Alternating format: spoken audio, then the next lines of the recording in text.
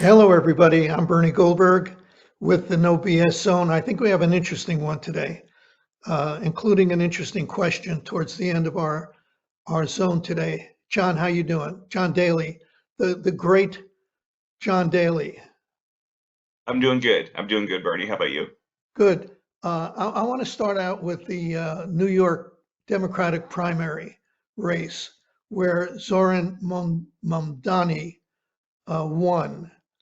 Uh, there's a I think you know the background, and it is he describes himself as a democratic socialist. I would say that's a nice way of saying he's a socialist, which is also a nice way of saying he's a Marxist. He wants free bus rides, free health care. He wants rent freezes on about half the apartments in New York City.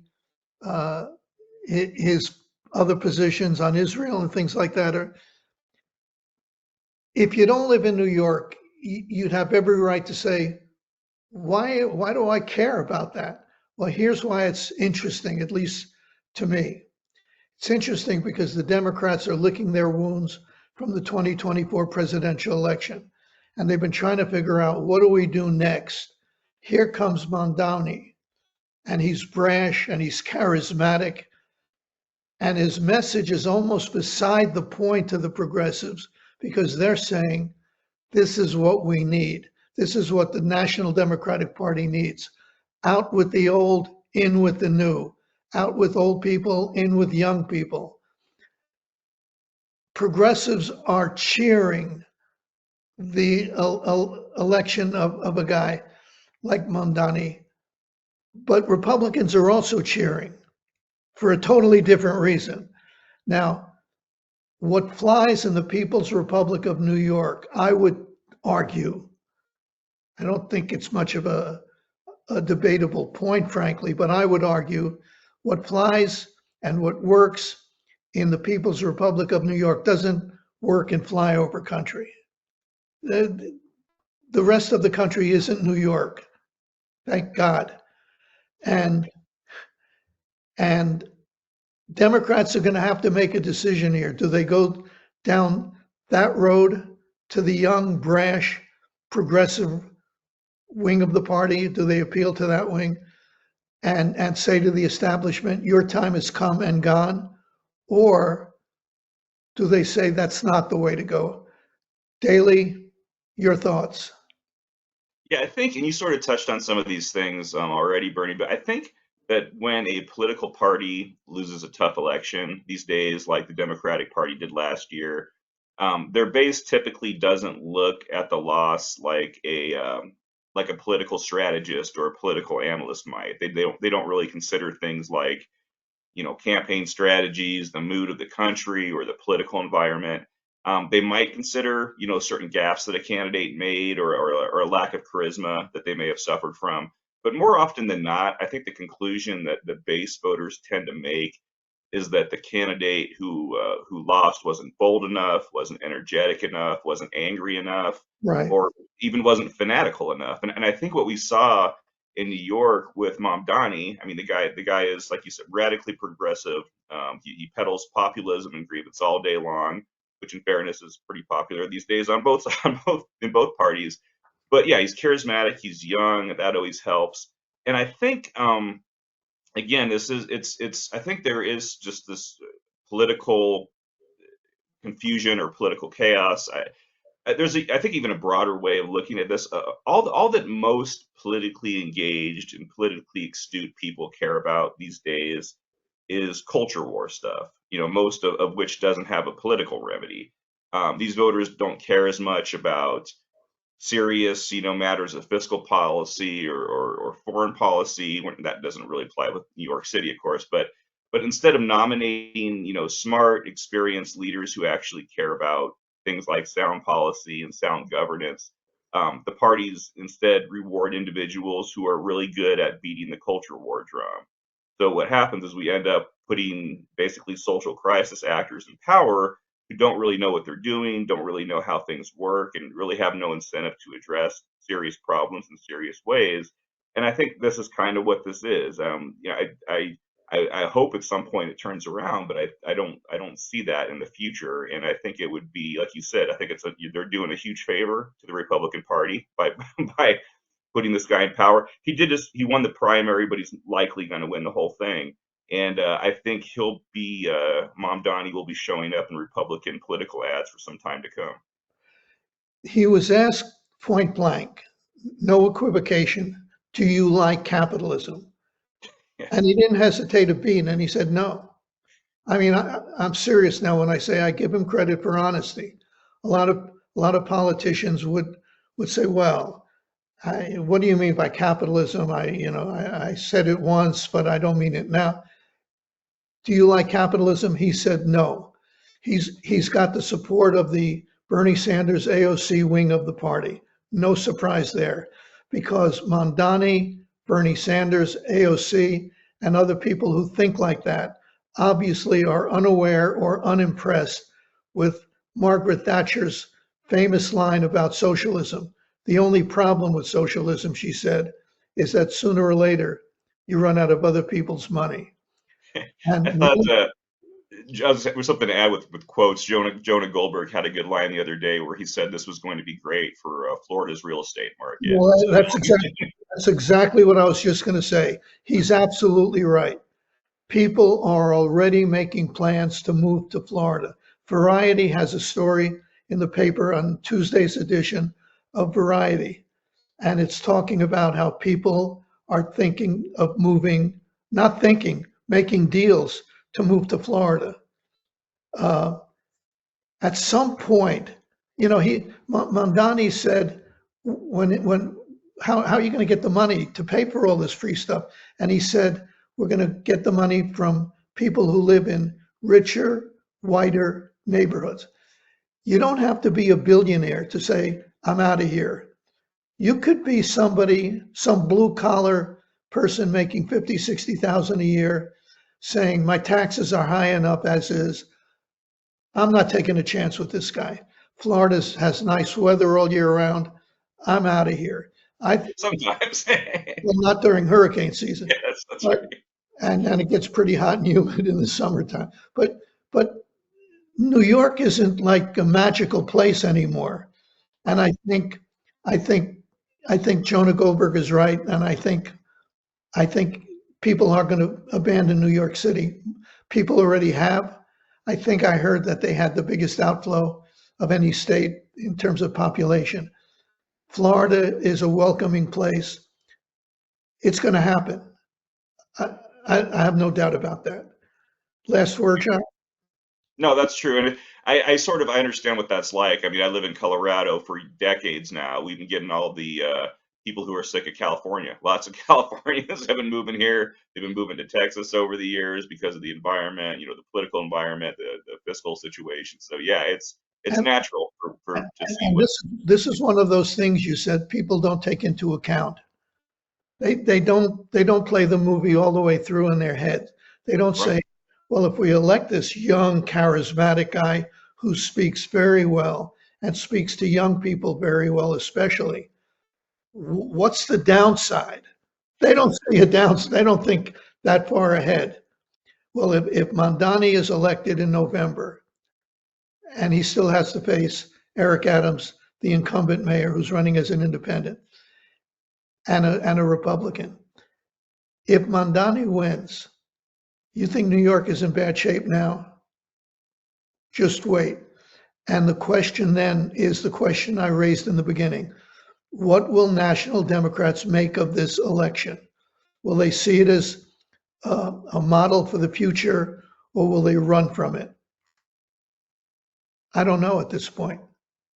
Yeah, we'll have to see. I don't have any faith in the Democratic Party to ever sort of learn from their mistakes. Although, some now and then they'll surprise me with certain people, but I'm not counting on them recognizing how big of a mistake this was. My last word on this. I think people are entitled to vote for anybody they want to vote for. So if Mamdani is their mayor and he tries to implement half the stuff he's talked about, you voted for him, you live with the consequences. Yeah. Yeah, it's just real quick. Someone I saw somebody bring up the point that this was a ranked choice voting that he won, but he won by such big margins it wouldn't have mattered. I mean, this guy was going to win if they had the traditional primary. He's something like 49% or something like that in among a bunch of other candidates. So yeah, he was going to win Like, regardless. I should mention, because this is a key point, he ran on the theme of affordability. New York is not affordable to many middle-class people. He's right about that. Right. So far, so good. But then, yeah, okay, I don't have to go on. The next topic. I'm interested in this for two reasons. It's a press issue, which interests me, and it's about my alma mater, CBS News, where I worked for 28 years. Paramount and Donald J. Trump are in, according to a story I just read today, advanced negotiations to settle a lawsuit. Donald Trump, a brief summary of the case, very brief. Donald Trump sued CBS for $20 billion with a B dollars because he says 60 Minutes unfairly edited an interview with Kamala Harris right before the election. I would have done the interview, I would have edited the interview differently, but it was not unethical the way they did it. They ran a tease part of the answer to a question about the Middle East on another program, and it was a word salad answer. And on 60 Minutes, it was a concise answer. And Donald Trump said 60 Minutes was protecting Kamala Harris. They picked a more concise answer because it was more concise and more understandable to the audience. The way I would have done it, I would have run the word salad answer because she's running for president and people should know that she can't answer a question straight. I might have even jumped in and saying, I don't understand what you just said, and then run the concise answer. Okay, they didn't do that, but it's a meritless case according to Paramount. They just filed court papers saying this is a meritless lawsuit and Donald Trump is trying to evade bedrock First Amendment principles. But they're in negotiations with him and may settle for $20 million. That's what a negotiator says would be a good number. Donald Trump wants 25. We'll see. But the question is, if you think it's a meritless case, why would you give him any money at all?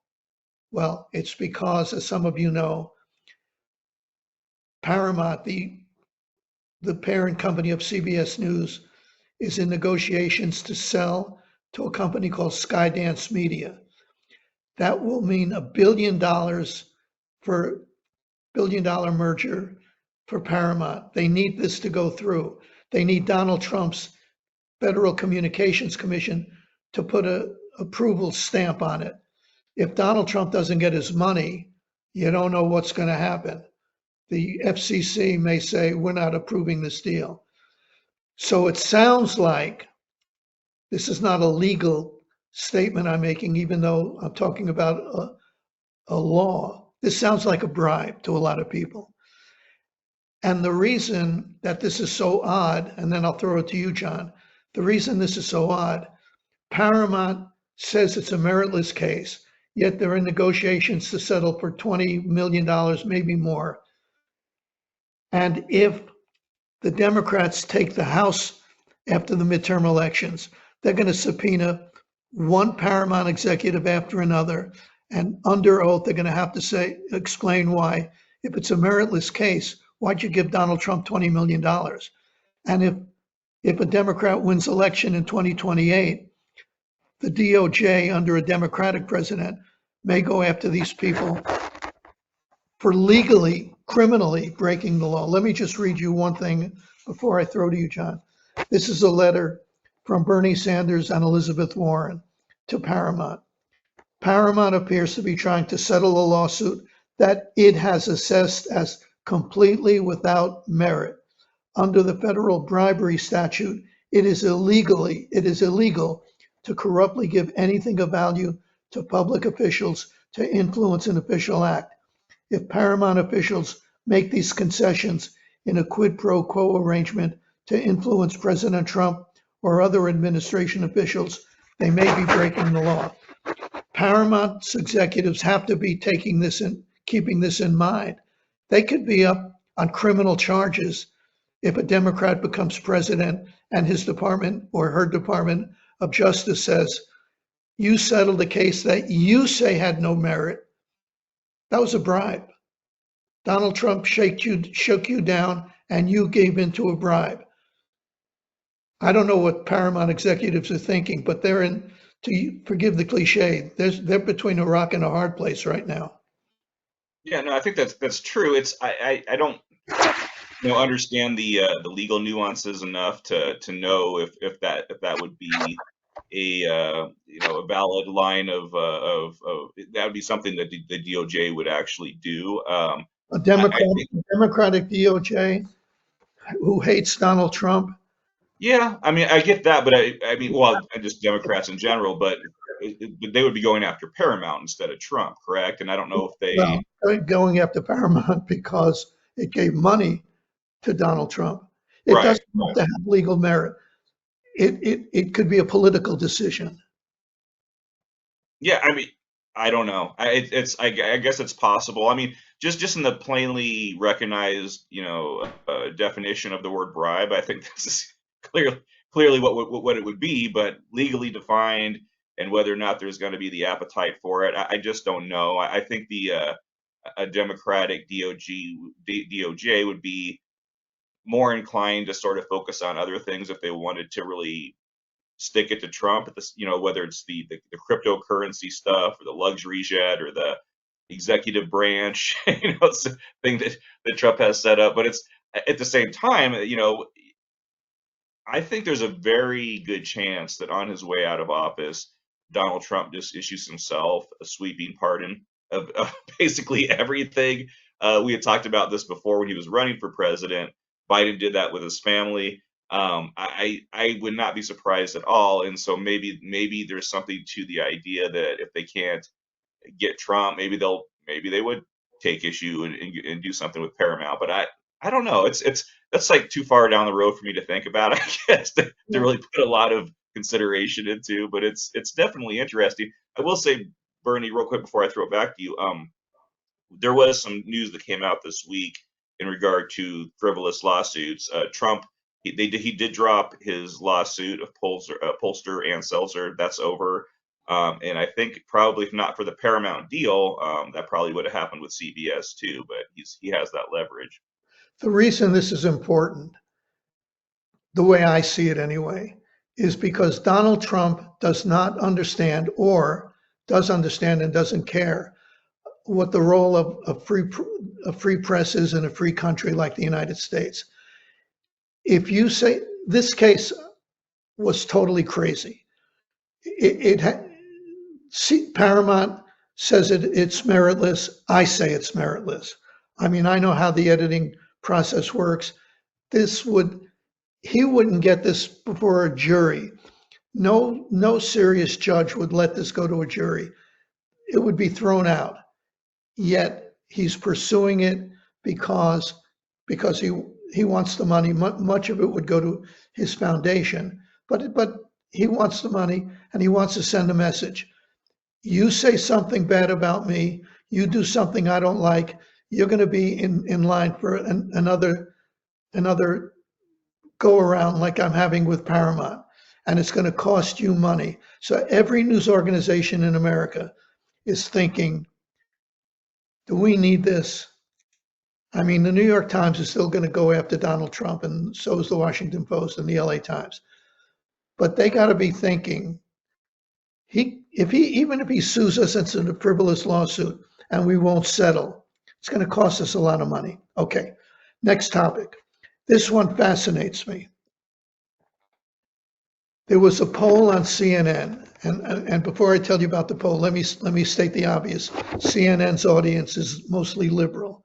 So the poll results I'm going to tell you about should be taken into account that it was a liberal audience voting. The question was, I want to read it exactly word for word. can you keep an open mind about Donald Trump? Okay?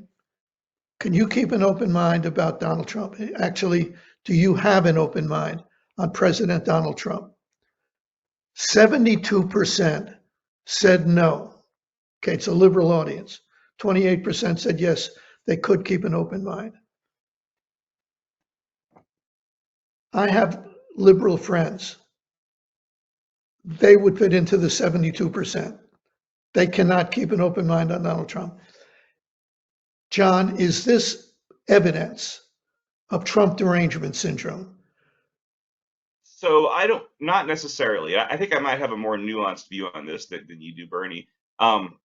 So if open mind, and that was the term they used, correct? And in the poll, Yes. Do you have if an open mind on President Donald Trump? okay, so I think there is something open to interpretation there. If open mind means, let's say, a willingness to overlook everything we know about Trump and everything that he has previously done, sort of like, shaking an etch a sketch, like a reset button. I think it's perfectly reasonable for people to answer no to that question.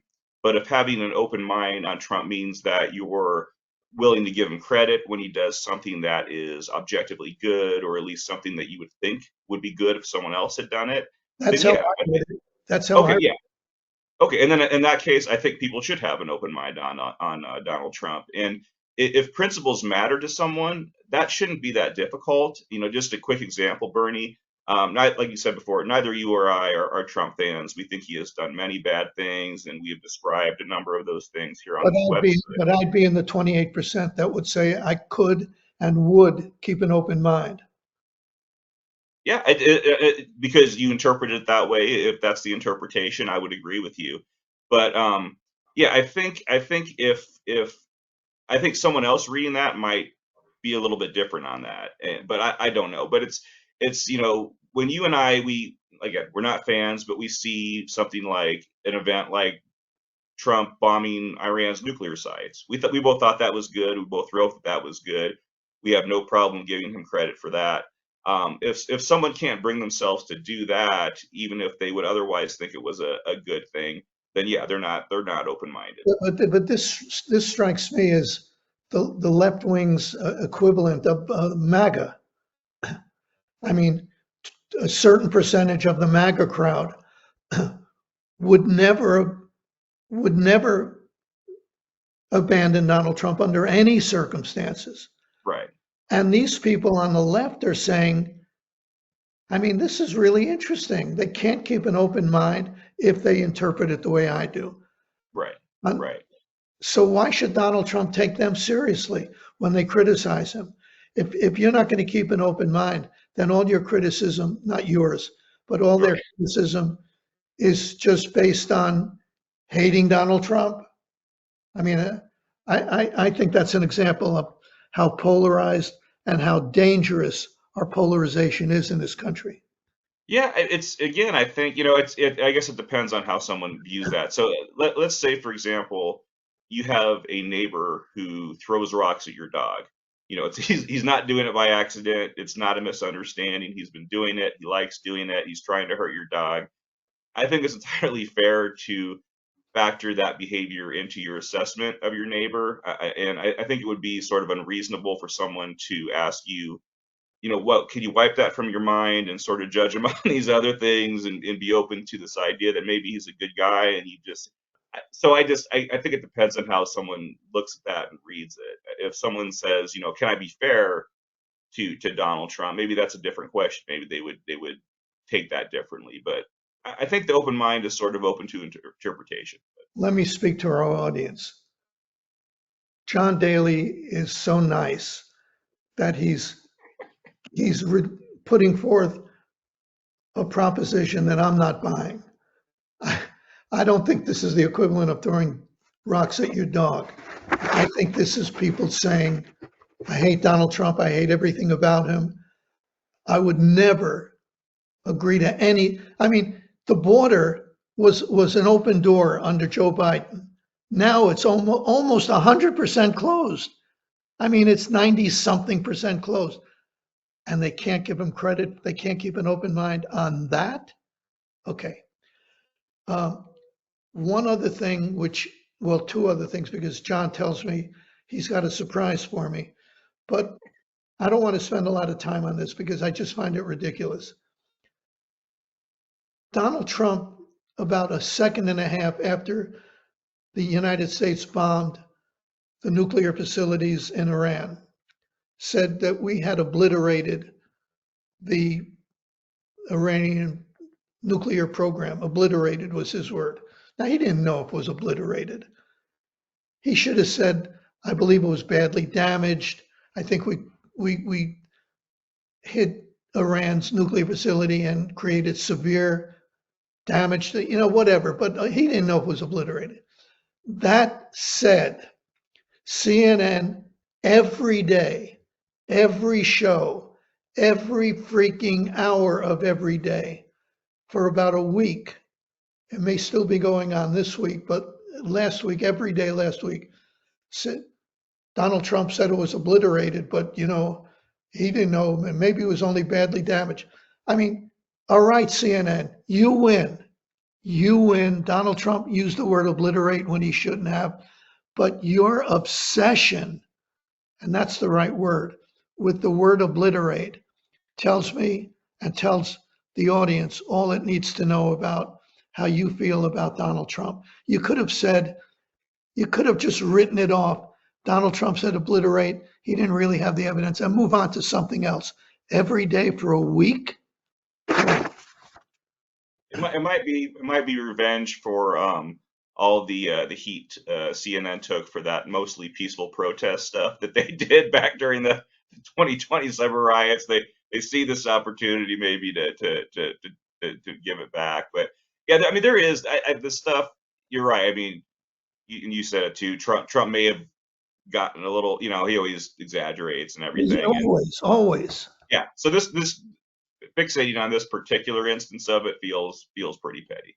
Yeah, fixated is a good word. It just, at some point, I would be switching channels, and I'd get to CNN, and I'd say, "What's the over/under?" For them to say obliterate, and it would be like 5 seconds later they'd say, "Donald Trump said he obliterated the." Okay, what's your surprise for me?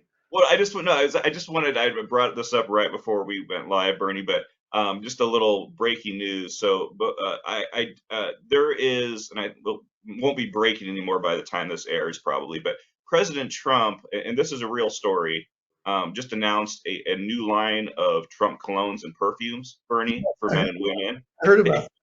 Yeah, it comes in bottles that are basically golden statuettes of Donald Trump, and they go for $250 a pop. So they're clearly designed for the forgotten man, Bernie. And what struck me is how much these bottles, when I saw them, look like the Emmys behind you right now.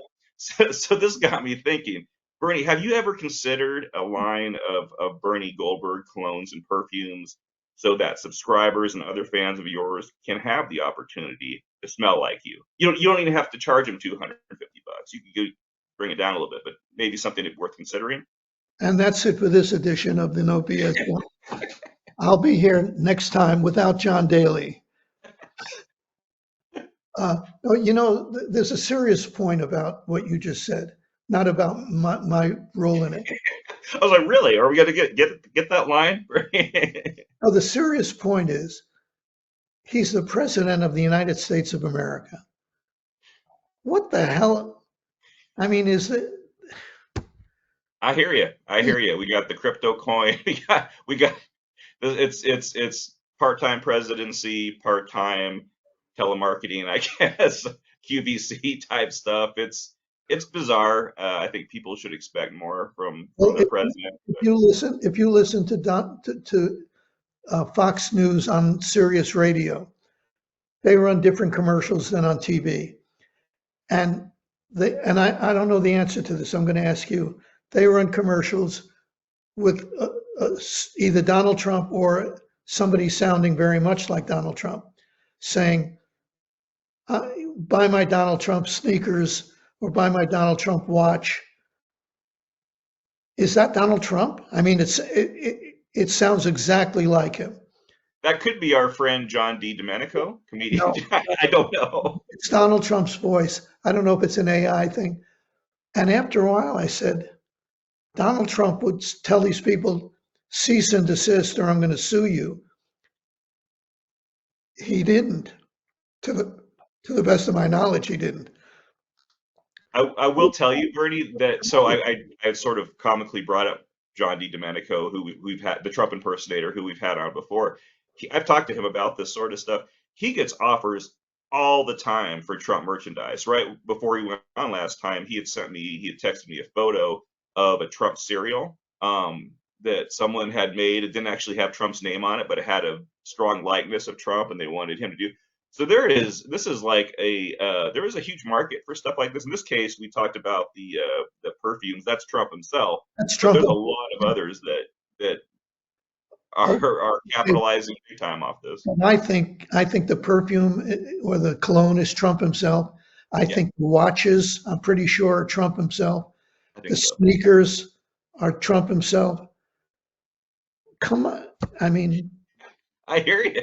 I hear you, Bernie. I'm not lost for It's still words. hard for me to see, for me to watch. It's just I can't.